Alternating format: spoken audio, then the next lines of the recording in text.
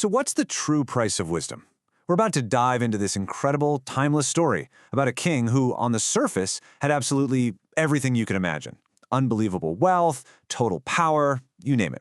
And yet, he couldn't find any peace of mind. He was haunted by these three massive questions, and he was willing to bet his entire kingdom just to find the answers. So imagine this. The king makes this huge public announcement. The offer is just mind-blowing. Solve his 3 riddles, and you get half of the entire kingdom. Your life is changed forever. But as you can probably guess, there was a perilous, deadly catch. All right, so let's get into the challenge itself. These weren't your average riddles. The king's questions weren't about war strategy or how to make more money. No, these were way, way deeper. They touched on the very fabric of existence. Okay, so here's the first one. Right out of the gate, it's all about value. Just take a second and think about it. What is so priceless that all the gold in the universe couldn't possibly buy it? The second riddle. This one's a bit of a paradox. It explores power and control. It's talking about a force that's stronger than any army or any king, but at the same time, it's something that every single one of us has the potential to master. What could that possibly be? And here we go, the third and final question. This is the big one. It's a question that just cuts right to the core of our reality, you know? It's about the one fundamental truth of our world and the great deception that shapes all of our lives. And here is that catch I mentioned. The reward was half a kingdom, sure, but the price for getting it wrong? Instant death. You can just imagine the scene. A chilling silence just falls over the entire crowd. Even the wisest, most brilliant advisors in the court, they didn't dare say a word. The risk was just way too high. But then, out of the crowd, a figure emerges. And it's not at all who you'd expect. It's not some wealthy scholar or a powerful nobleman. It's a poor orphan boy, dressed in rags, but with this fearless look in his eyes. And he steps forward to accept the king's deadly challenge. You can imagine the king asking him, "Aren't you afraid?" But the orphan's reply was just so simple and honestly chilling. He basically said, "I'm an orphan. I have nothing and no one in this world. So what do I have to lose?" For him, death wasn't scary, but the chance to completely change his fate, that was a risk worth taking. So the king gives him 40 days, and the clock is ticking. The orphan travels everywhere, talks to everyone, but nobody has the answers. By day 30, hope is starting to fade, fast.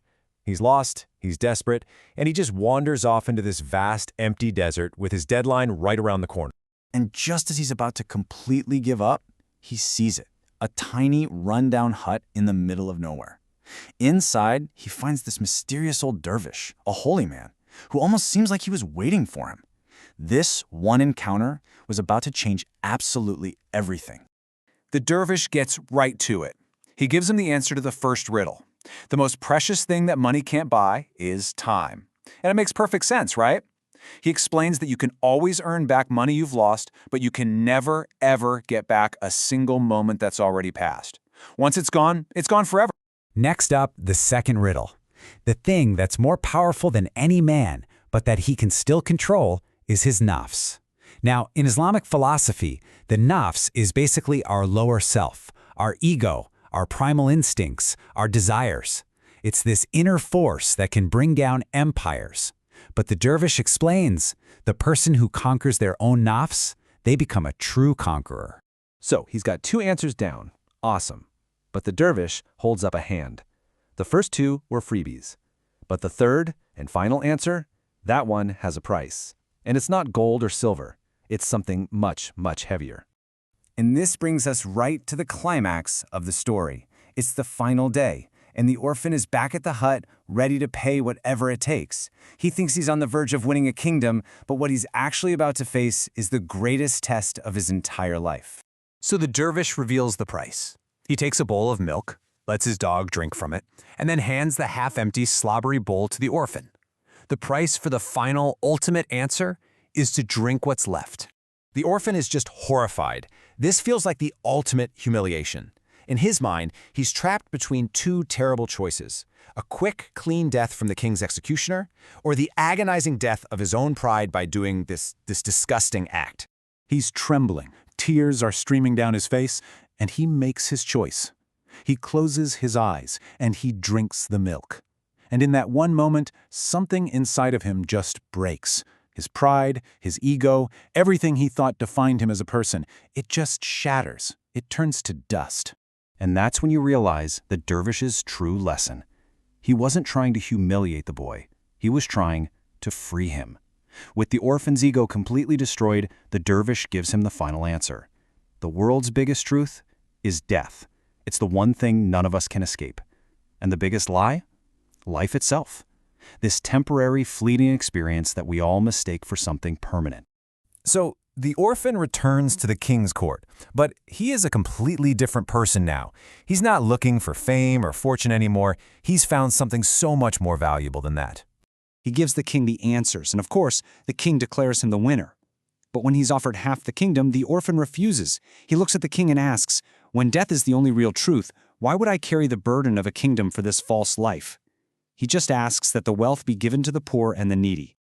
After turning down the ultimate prize, the orphan has only one thing on his mind. He has to get back to the desert and serve the wise dervish who showed him the truth.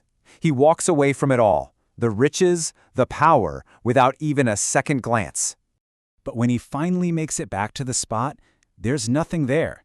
The hut, the dervish, the dog, they're all gone. There's just empty sand, as if they had never existed at all. So in the end, the orphan learned the true price of wisdom. It cost him his pride, but it gave him true clarity. To value time, to conquer the self, and to see the beautiful illusion of life for what it is. And that leaves us with this final haunting question. Who or what was that dervish? Was he just a wandering holy man? An angel sent down to test him? Or maybe, just maybe, was he a reflection of the orphan's own soul guiding him to a truth he could only find by destroying his own ego? The story doesn't say, and that leaves us all to wonder.